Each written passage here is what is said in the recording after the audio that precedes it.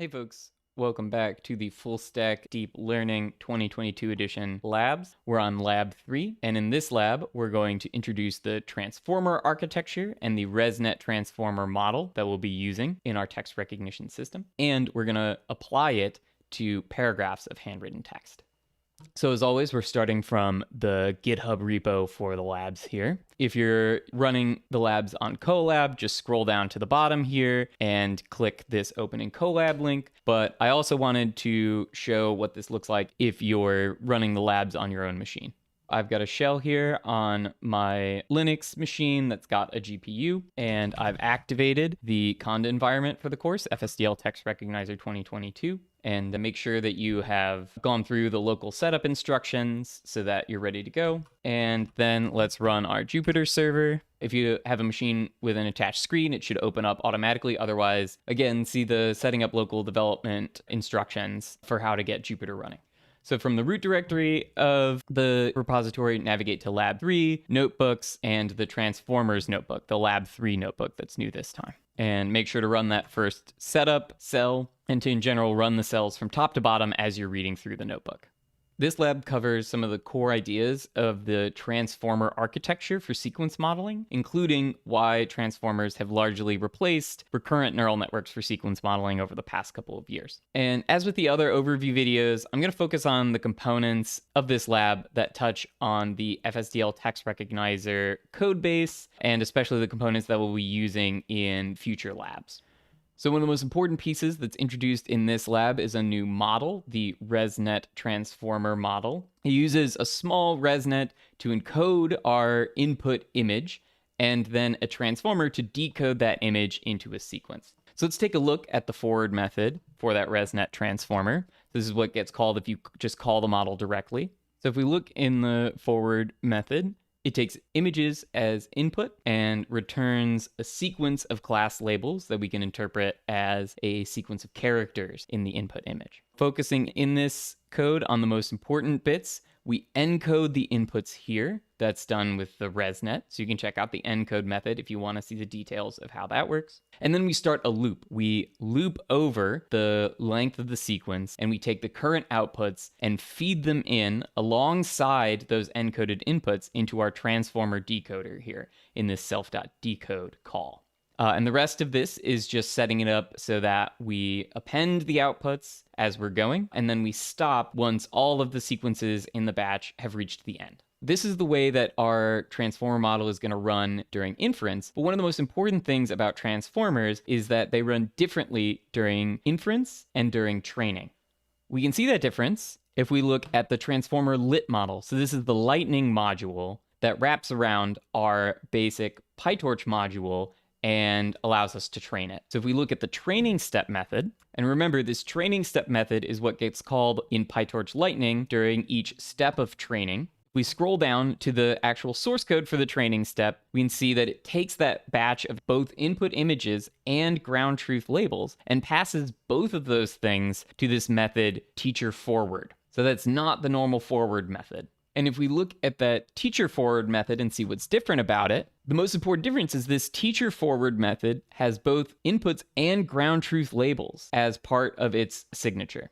So this is obviously something we can't do during inference when we don't have ground truth labels. But when we do have them, it's a much simpler process to run our transformer. We just encode the inputs and then decode them using the ground truth labels instead of the model's outputs in that decoding step. This is the sort of secret sauce that makes the transformer architecture a lot more scalable, or at least one of the most important components of what makes the transformer architecture really scalable. This decode call here, because it's all happening at once and not rolled out into a for loop, is really amenable to parallelization. So that's parallelization across the length of a sequence, not just parallelization across a batch or parallelization of model computations.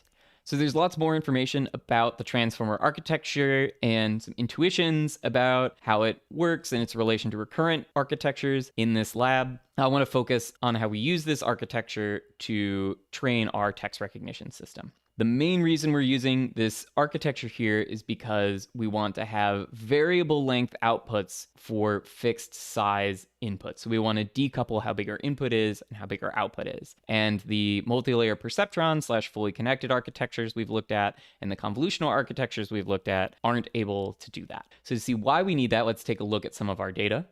So this cell here draws random elements from a batch and shows it to us. So looking at the text there, some thought the result would be all sorts of horrible illnesses brought on by the confined atmosphere. The shareholders who travel by it will be so heartily sick, etc. We have this paragraph here in this image. And if we run this cell again and get a new input, we can see it's the same size image, but the length of the paragraph is different. Let's run it again. The lengths of these paragraphs is changing each time that we execute this cell, even though the size of the input image is the same. And so our transformer decoder can produce variable length sequences from that encoded input. We've now got all the pieces that we need to train a model to take in images of multiple lines of text and output the content of that image. This model is quite a bit bigger than the previous models that we've been working with. We're using a Resnet, a lot bigger than the previous convolutional networks we've been using, and now we've tacked on this transformer. We're definitely going to need GPU acceleration from this point on, and we're going to need some tricks to make sure that we can do our training and our experimentation quickly enough.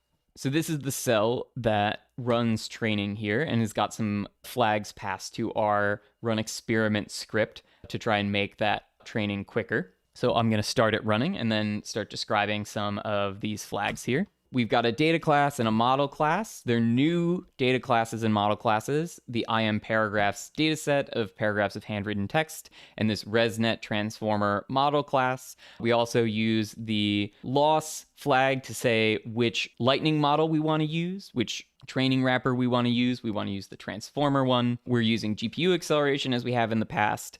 But now we're doing a couple of different things to make this loop run faster. First, we're reducing the batch size. If you run into out-of-memory errors, you might need to reduce the batch size further to run on your machine. If you hit a batch size of 1 and you still can't run it on your machine, then your GPU is not big enough to run this model. One trick that we use to try and be able to fit the model on smaller GPUs is this precision flag, which sets the size of the floating point numbers, the precision of the floating point numbers that we're using. Typical in Python is 64-bit floating point numbers.